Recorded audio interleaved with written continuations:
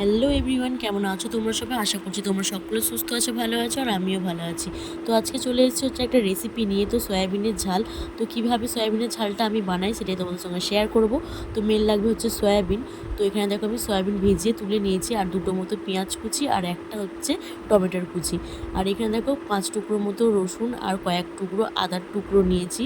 তো আমি একটা মশলার পেস্ট বানিয়ে নেবো। আর এখানে আমি দিয়েছি দেখো 4টে মতো শুকনো লঙ্কা। ঝালটা তোমাদের প্রয়োজন মতো তোমরা দেবে। আর এখানে গোটা জিরে নিয়েছি 1 চামচ মতো, আর নিয়েছি হচ্ছে গোটা ধনে, তো 1 চামচ মতো। তো আমি হাতে করেই দেখালাম, তো তোমরা চামচ ব্যবহার করবে। তো আমি হচ্ছে হাতে করে একটুখানি পেঁয়াজ কুচিও দিয়ে দিলাম। তো কেটে রাখা পেঁয়াজ থেকে কিছুটা পেঁয়াজ কুচি অল্প পরিমাণে দিয়ে দিলাম। তো জল দিয়ে এবার আমি ভালোভাবে একটা মশলার পেস্ট বানিয়ে নেব। তো তারপরে আসছে হচ্ছে রান্নার দিকে।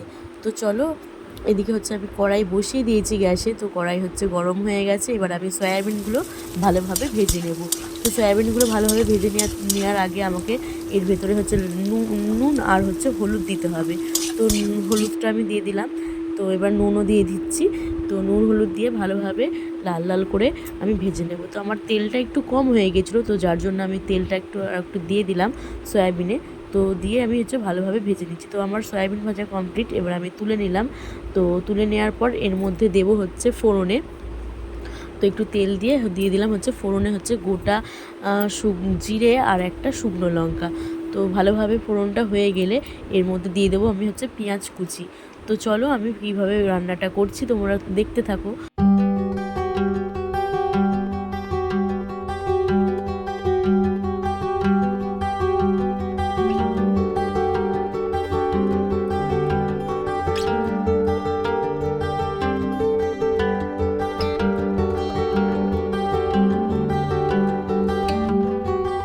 দেখো কিছুক্ষণ পেঁয়াজটা ভেজে নেওয়ার পর আমি এতে দিয়ে দিচ্ছি যে টমেটোর কুচি। তো খুব একটা পেঁয়াজটা ভাজা যাবে না, হালকা একটু ব্রাউন আসবে, তারপরে হচ্ছে টমেটোর কুচিটা দিয়ে দিতে হবে। তো বেশি পেঁয়াজ ভাজলে তরকারির টেস্টটা খুব একটা আসে না। তো পেঁয়াজটা একটু হালকা ভাজা হবে, তারপরেই হচ্ছে টমেটোর কুচিটা দিয়ে দিতে হবে।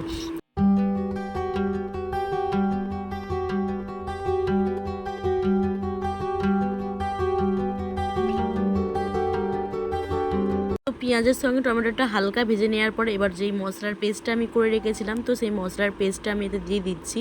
তো খুব একটা বেশি ভাজিনি, তো খুব একটা বেশি ভাজা যাবে না, তাহলে ভালো লাগবে না তরকারিটা। যেহেতু পেঁয়াজ দিয়ে সয়াবিনের ঝালটা হচ্ছে, তো তার জন্য পেঁয়াজটা খুব একটা ভাজা যাবে না। তো দেখো এখানে আমি পেস্টটা দিয়ে দিলাম মশলার। তো পেস্টটা দিয়ে আমি এখানে নুন হলুদ সব যা যা লাগে দিয়ে দেবো। তো হলুদ দিয়ে দিলাম ফার্স্ট, তারপরে দিয়ে দিচ্ছ নুন, স্বাদ মতো তোমরা নুনটা দিয়ে দেবে। আর দেবো হতে হচ্ছে কাশ্মীরি লঙ্কা গুঁড়ো। তো কালারের জন্য আমি একটু কাশ্মীরি দিয়েছি লঙ্কার গুঁড়ো। তো কাশ্মীরি এটাতে ঝাল হবে না, এটাতে হচ্ছে কালারটার জন্য দিয়েছি। তো দেখো এটা দিয়ে ভালোভাবে কষিয়ে নিতে হবে মশলাটা। তো এরকমভাবে নেড়ে নেড়ে ভালোভাবে মশলাটা কষিয়ে নিতে হবে। তো কষিয়ে নেওয়ার পর তারপরে হচ্ছে সয়াবিনগুলো ভিজে রেখেছিলাম যেটা, তো সেটা আমি দিয়ে দেবো। তো এর মধ্যে কোনো রকম আলু অ্যাড করিনি। তো সয়াবিনের ঝাল পেঁয়াজ দিয়ে যেটা, সেটা শুধু সয়াবিনই লাগবে, আলু দিলে ভালো লাগবে না। তো যার জন্য আমি শুধু সয়াবিন দিয়ে দেখো ঝালটা করেছি।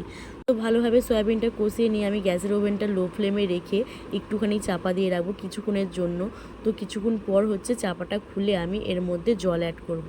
তো দেখো চাপাটা খুলে এবার একটু নেড়ে নিচ্ছি। তো নেড়ে নিয়ে এর মধ্যে আমি জলটা অ্যাড করব।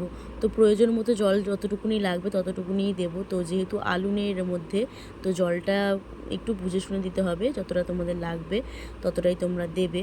তো আমি জলটা দেখো যতটা লাগছে ততটাই দিয়েছি। তো জলটা দিয়ে এবার আমি ঢেকে রাখবো।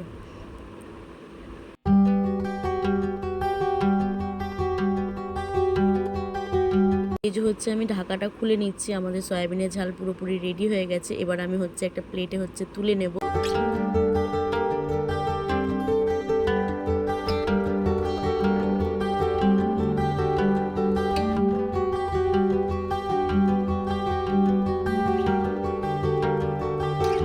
এই যে হচ্ছে এরকম দেখতে হয়েছে। তো আজকের মতো ভিডিওটা আমি এখানেই শেষ করছি। দেখা হচ্ছে অন্য কোনো ভিডিও বা ব্লগে। টাটা।